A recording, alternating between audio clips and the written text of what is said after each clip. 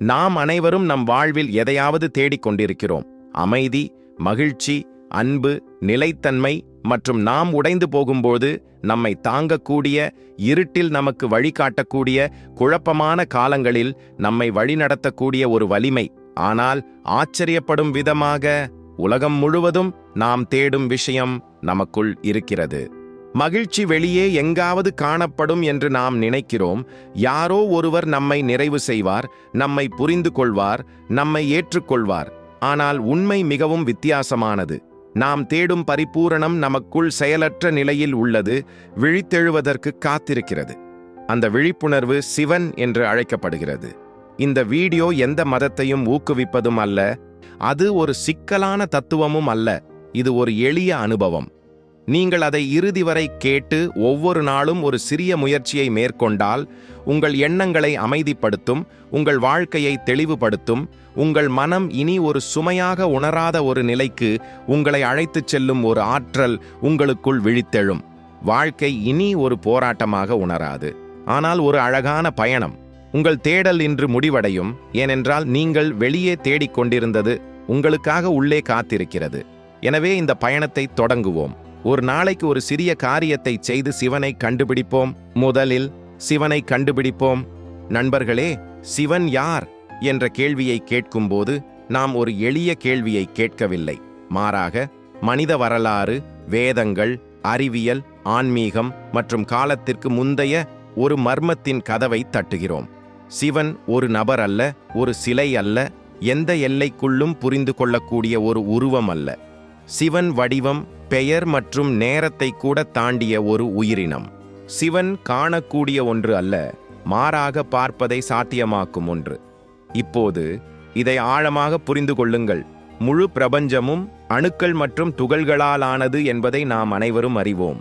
அது நமது உடல்கள், நம்மை சுற்றியுள்ள பொருட்கள், கிரகங்கள், நட்சத்திரங்கள், விண்மீன் திரள்கள் அல்லது காலத்தின் கேன்வாஸில் உள்ள ஒவ்வொரு செயலாக இருந்தாலும் அனைத்தும் அணுக்களால் ஆனது. ஆனால் அணுக்கள் என்பது துகள்களின் தொகுப்பு மட்டுமல்ல. ஒரு அணுவின் 99% காலியாக உள்ளது. இதை அறிவியலிடம் என்று அழைக்கிறது. இப்போது இதை கவனியுங்கள். ஒரு அணுவின் இவ்வளவு பெரிய பகுதி காலியாக இருந்தால் உண்மை என்ன? பொருள் அல்லது இடம்? உலகில் தெரியும் அனைத்தும் 1% மட்டுமே. மீதமுள்ளவை இடம். அந்த இடம் சிவன். இதனால்தான் சிவன் நித்தியமானவர், எல்லையற்றவர் மற்றும் எங்கும் நிறைந்தவர் என்று அழைக்கப்படுகிறார். இந்த இடத்தில்தான் எலக்ட்ரான் அதன் சுற்றுப்பாதையில் சுழல்கிறது. புரோட்டான் அதன் மையத்தில் உள்ளது, மேலும் நியூட்ரான் சமநிலையை பராமரிக்கிறது. இந்த சமநிலை எந்த வெளிப்புற சக்தியாலும் அல்ல, ஆனால் அந்த கண்ணுக்கு தெரியாத இடத்தால் பராமரிக்கப்படுகிறது. இந்த இடம் ஒரு கணம் கூட அகற்றப்பட்டால் அணுவின் எலக்ட்ரான்கள் மற்றும் புரோட்டான்கள் மோதி ஒன்றிணைந்து இருப்பதை நிறுத்திவிடும். மேலும் பொருளின் தன்மையே சரிந்துவிடும். இதன் பொருள் இடமில்லாமல் அணுக்கள் இருக்காது. அணுக்கள் இல்லாமல் பிரபஞ்சத்தின் எந்த வடிவமும் இருக்காது. இப்போது இதை ஒரு அண்ட அளவில் கருதுங்கள். கோள்கள் சூரியனை சுற்றி வருகின்றன. நட்சத்திரங்கள் அவற்றின் பாதைகளில் நகரும். விண்மீன் திரள்கள் ஒன்றுக்கொன்று தொலைவில் உள்ளன.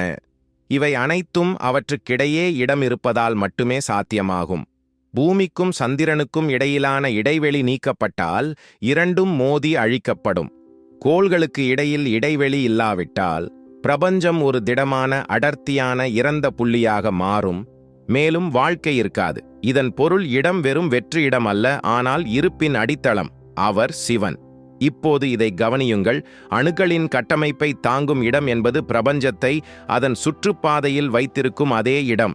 இடம் நிலையானதாக இல்லாவிட்டால் நேரம், இயக்கம், வாழ்க்கை அல்லது பொருள் சாத்தியமற்றதாக இருக்கும். இதனால்தான் சிவன் காலமற்றவர், நினைத்து பார்க்க முடியாதவர் மற்றும் அழிக்க முடியாதவர் என்று அழைக்கப்படுகிறார். அவர் வானத்தில் எங்கோ அமர்ந்திருப்பதாக கற்பனை செய்யக்கூடிய ஒரு தெய்வம் அல்ல. அவர் முழு பிரபஞ்சமும் தங்கியிருக்கும் தரை யதார்த்தம். அணுமட்டத்தில் விண்வெளி அணுக்களை சிதைவிலிருந்து பாதுகாக்கிறது. அண்டமட்டத்தில் விண்வெளி கிரகங்களை அழிவிலிருந்து பாதுகாக்கிறது. மேலும் நனவின் மட்டத்தில் விண்வெளி மனிதர்கள் உள்ளே யார் என்பதை அனுபவிக்க அனுமதிக்கிறது. இதனால்தான் சிவன் படைப்பின் அடித்தளம் மட்டுமல்ல, அழிவின் கடவுள் என்றும் அழைக்கப்படுகிறார். நினைவில் கொள்ளுங்கள், சிவன் அழிவை ஏற்படுத்துவதில்லை, அவர் அழிவை தடுக்கிறார். இடம் இல்லாத போதுதான் அழிவு ஏற்படுகிறது. எனவே சிவனின் அழிவு வடிவம் தண்டனையின் சின்னம் அல்ல, ஆனால் சிவனின் இடம் இழந்தால் படைப்பு தொடங்கிய அதே வெற்றிடத்திற்கு எல்லாம் திரும்பும் என்ற இறுதி உண்மையின் அடையாளம். இப்போது உண்மையான ரகசியத்தை புரிந்து கொள்ளுங்கள். சிவன் வெறுமை அல்ல, ஆனால் நனவான இடம், அனைத்திற்கும் சாட்சி. இந்த இடம் செயலற்றது அல்ல, ஆனால் ஆழமாக உயிருடன் உள்ளது. இந்த இடத்தில் எண்ணங்கள் வந்து செல்கின்றன. இந்த இடத்தில் அனுபவங்கள் நிகழ்கின்றன. இந்த இடத்தில் மனிதன் தன்னை கண்டுபிடிக்கிறான். சிவனை கண்டுபிடிப்பது என்பது வெளியே ஒரு பயணம் அல்ல, மாறாக உள்ளே ஆழமாக ஆராயும் தைரியம். மனம் அமைதியடைந்து எண்ணங்கள் நின்றுவிட்டால் எஞ்சியிருக்கும் அமைதி வெளி, அது சிவனே. சிவனை வழிபட வேண்டிய ஒன்றல்ல, சிவனை மட்டுமே அனுபவிக்க முடியும். எல்லாவற்றையும் தாங்கும் இடத்தை தவிர வேறு எதுவும் நிரந்தரமானது அல்ல என்பதை தேடுபவர் உணரும்போது இந்த அனுபவம் ஏற்படுகிறது. இதை புரிந்து கொள்பவருக்கு சிவனை பிரிக்க முடியாது என்பது தெரியும். இந்த பிரபஞ்சம் சிவன் என்பதாலும் அது ஒரு நாள் அதில் ஒன்றிணையும் என்பதாலும். இதனால்தான் சிவன் முடிவு அல்ல, முடிவின் முடிவு என்று கூறப்படுகிறது. சிவன் மரணத்தின் கடவுள் அல்ல, ஆனால் மரணத்தை சாத்தியமாக்கும் சக்தியின் எஜமானர். இடம் இருக்கும் இடத்தில் மாற்றம் இருக்கும், இடம் இல்லாத இடத்தில் எதுவும் இல்லை. எனவே சிவன் பிரபஞ்சத்தை படைத்தவர் மட்டுமல்ல, பிரபஞ்சத்தை சமநிலைப்படுத்துபவரும் கூட. சிவனை புரிந்து கொள்வது தன்னை புரிந்து கொள்வது, தன்னை புரிந்து கொள்வது விடுதலை. இந்த உண்மையை உணர்ந்த ஒருவருக்கு வாழ்க்கையின் ஒவ்வொரு கணமும் சிவனின் நடனமாகிறது. ஏனென்றால் இறுதியில் எல்லாம் இடம், அந்த இடம் சிவன். சிவனை அடைவது என்பது சிக்கலான சாதனாவின் விஷயம் அல்ல, கடினமான யக்ஞம் அல்லது எண்ணற்ற மந்திரங்களின் விளைவு அல்ல. ஆனால் உங்கள் மூச்சிற்குள், உங்கள் விழிப்புணர்வு நேரத்தில் மற்றும் உங்கள் மௌனத்திற்குள் மறைந்திருக்கும் ஒரு நுட்பமான அனுபவம். சிவனை புரிந்து கொள்வதற்கு அறிவு தேவையில்லை, மாறாக புத்தியின் அமைதி தேவை. ஏனெனில் சிவனை எண்ணங்கள் மூலம் அல்ல, எண்ணங்கள் இல்லாத போது அனுபவிக்கப்படுகிறது. மனம் அமைதி அடையும் போது, எண்ணங்களின் ஓட்டம் நிற்கும் போது, ஒருவன் செய்பவன் என்ற உணர்விலிருந்து விடுபடும் போது, ஒருவனுக்குள் இருக்கும் அமைதி, ஆற்றல் ஆகியவை சாதாரண அனுபவம் அல்ல, தெய்வீகத்தின் இருப்பு என்பதை அனுபவிக்கத் தொடங்குகிறான். அதுதான் சிவன். சிவனை அனுபவிப்பதற்கான முதல் படி மூச்சை தியானிப்பதாகும். மூச்சு உள்ளேயும் வெளியேயும் செல்கிறது, ஆனால் நாம் அதை ஒருபோதும் உணர்ந்ததில்லை, பார்த்ததில்லை. நீங்கள் உங்கள் சுவாசத்தை எந்த முயற்சியும் இல்லாமல், எந்த சிந்தனையும் இல்லாமல் ஒரு சில நிமிடங்களில் உணர்ந்தால் மனம் நிலை பெறத் தொடங்குகிறது. மனம் நிலை பெறும் இடத்தில் சிவன் தொடங்குகிறார். சுவாசம் உங்கள் மிகப்பெரிய குரு, ஏனென்றால் சுவாசம் உள்ளேயோ வெளியேயோ இல்லை, அது இரண்டிற்கும் இடையில் உள்ளது. மேலும் சிவனும் அங்கே இருக்கிறார். எல்லைகளுக்கு இடையிலான புள்ளி. இரண்டாவது பாதை மௌனம். மௌனம் என்பது ஒலி இல்லாதது அல்ல, ஆனால் நனவின் தோற்றம். நீங்கள் ஒவ்வொரு நாளும் ஒரு நிமிடம் பேசாமல் அமர்ந்திருக்கும் போது மனம் ஆரம்பத்தில் காட்டு எண்ணங்களை உருவாக்குகிறது. ஆனால் நீங்கள் ஒரு சாட்சியாக மாறும்போது எண்ணங்களின் சக்தி உடைந்து போகத் தொடங்குகிறது. எண்ணங்கள் உண்மை என்று நீங்கள் நம்பும் வரை அவை வலுவாக இருக்கும். ஆனால் அவை வந்து போவதை பார்க்கத் தொடங்கும் போது அவற்றின் இருப்பு பலவீனமடைகிறது. எண்ணங்கள் பலவீனமடையும் போது மௌனம் தோன்றும். மௌனம் இருக்கும் இடத்தில் சிவன் இருக்கிறார். மூன்றாவது பாதை சாட்சி உணர்வு. இதன் பொருள் நீங்கள் அனுபவிக்கும் எதையும், உணர்ச்சி, எண்ணம், நிகழ்வு, ஒலி, தொடுதல், தீர்ப்பு இல்லாமல் கவனிப்பது. அதை நல்லது அல்லது கெட்டது என்று அழைக்க வேண்டாம். ஏற்றுக்கொள்ளவோ நிராகரிக்கவோ வேண்டாம். வெறுமனே கவனிக்கவும். நீங்கள் வெறுமனே கவனிக்கும்போது மனம் ஒரு காலத்தில் நினைத்த அளவுக்கு முக்கியத்துவம் வாய்ந்ததாக இல்லை என்பதை உணர்கிறது. அந்த நொடியிலேயே நீங்கள் மனதை கடந்து செல்கிறீர்கள். நீங்கள் மனதை கடந்து செல்லும்போது சிவனின் அனுபவம் தொடங்குகிறது. ஏனெனில் சிவன் மனதிற்கு அப்பாற்பட்டவர். சிவன் எந்த வடிவத்திலும், எந்த எண்ணத்திலும், எந்த கதையிலும் இல்லை. ஆனால் பாவம், நல்லொழுக்கம், எதிர்காலம், கடந்த காலம் இல்லாத பாரபட்சமற்ற பார்வையில் இருக்கிறார். நிகழ்காலம் மட்டுமே. இது சாட்சி உணர்வு. சிவனை நோக்கிய பயணம் நீண்ட தூரம் பயணிப்பது பற்றியது அல்ல. அது நீங்கள் இருக்குமிடத்திலேயே நின்று உங்களை நீங்களே அனுபவிப்பது பற்றியது. மக்கள் ஒரு புனித யாத்திரை தலத்தில், காட்டில், கோவிலில் ஒரு குகையில் சிவனை அனுபவித்ததாக நினைக்கிறார்கள். ஆனால் உண்மை என்னவென்றால், உங்கள் மனம் உங்களுக்கு எதிராக வேலை செய்வதை நிறுத்தி உங்கள் இருப்பு உங்களுக்கு சாதகமாக வேலை செய்யத் தொடங்கும் தருணத்தில் சிவனை அனுபவிக்கிறார்.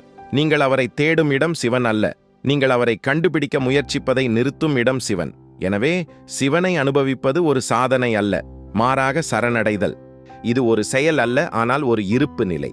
முயற்சி, போராட்டம், எண்ணங்கள் மற்றும் அடையாளத்தை நீங்கள் விட்டுவிடும்போதுதான் நீங்கள் தனியாக இல்லை, எல்லையற்ற சக்திக்கு சாட்சி என்பதை நீங்கள் புரிந்து கொள்வீர்கள். அந்த சக்தி சிவன். இந்த அனுபவத்தை வார்த்தைகளில் விவரிக்கவோ அல்லது தர்க்கத்தால் விளக்கவோ முடியாது. அதை அனுபவித்தவர்களால் மட்டுமே இது புரிந்து கொள்ளப்படுகிறது. இந்த அனுபவம் எவ்வளவு எளிமையானதோ அவ்வளவு அரிதானது.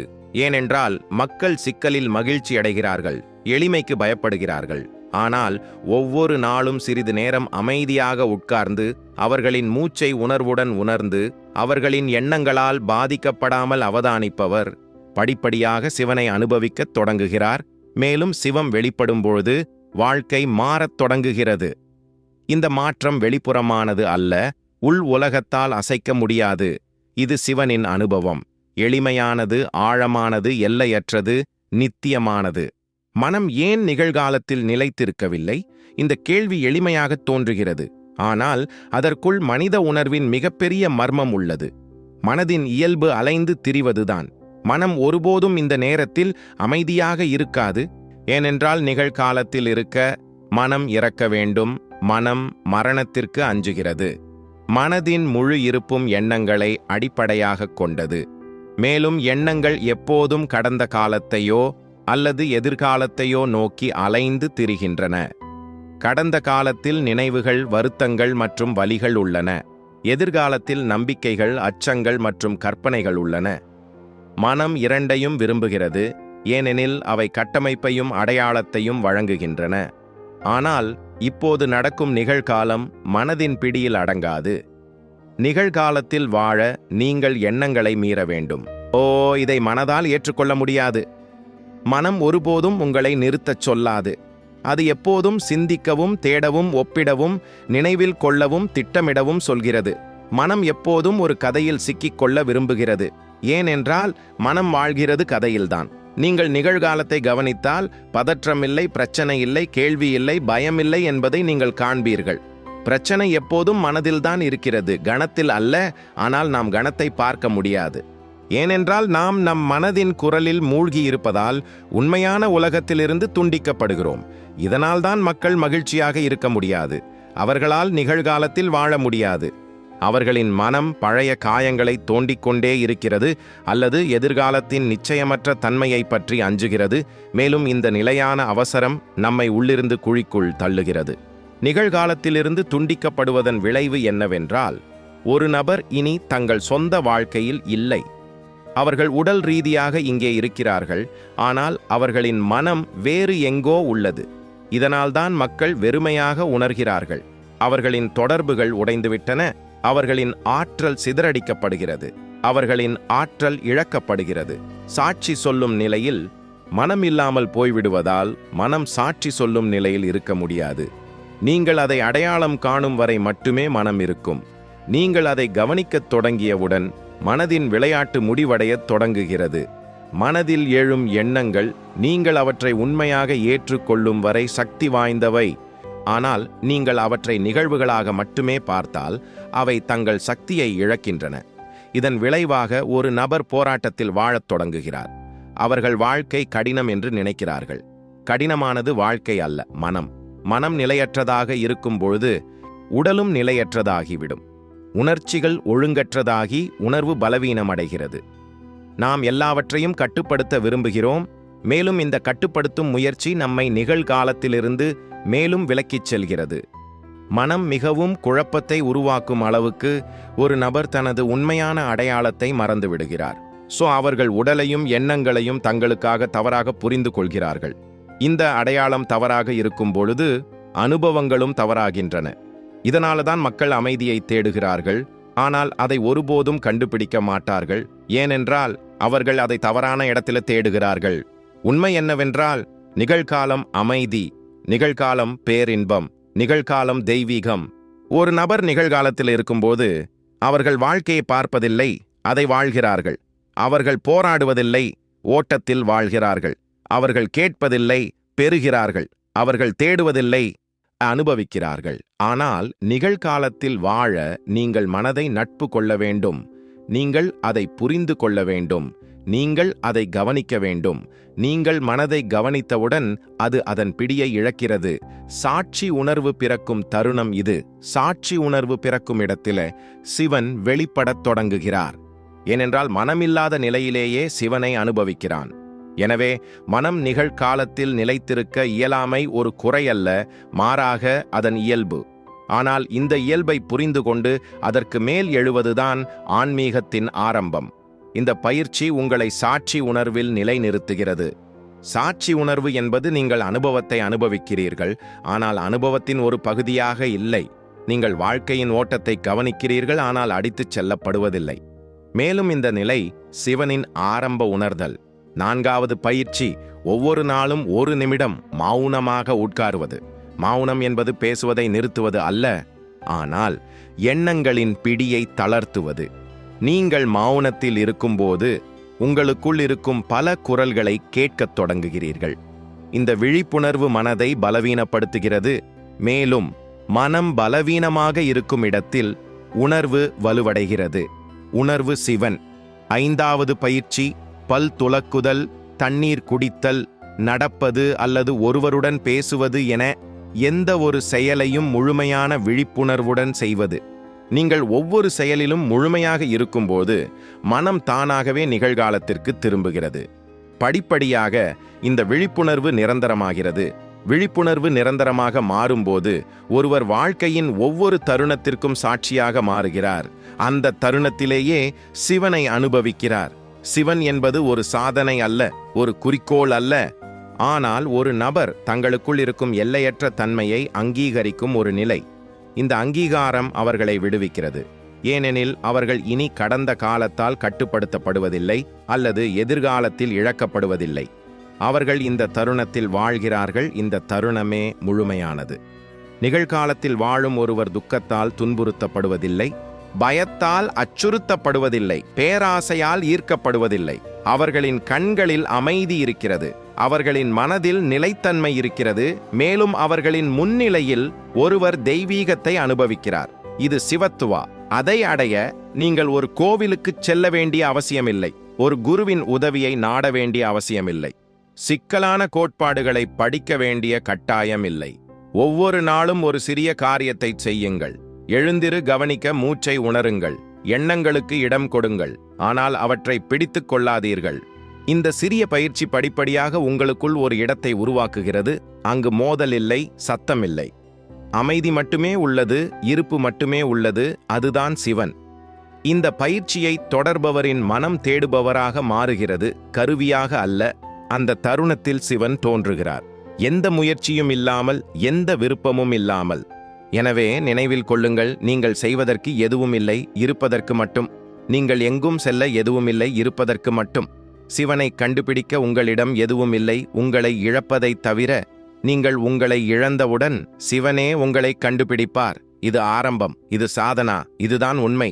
ஒவ்வொரு நாளும் ஒரு சிறிய காரியத்தைச் செய்யுங்கள், நீங்கள் சிவனை காண்பீர்கள்.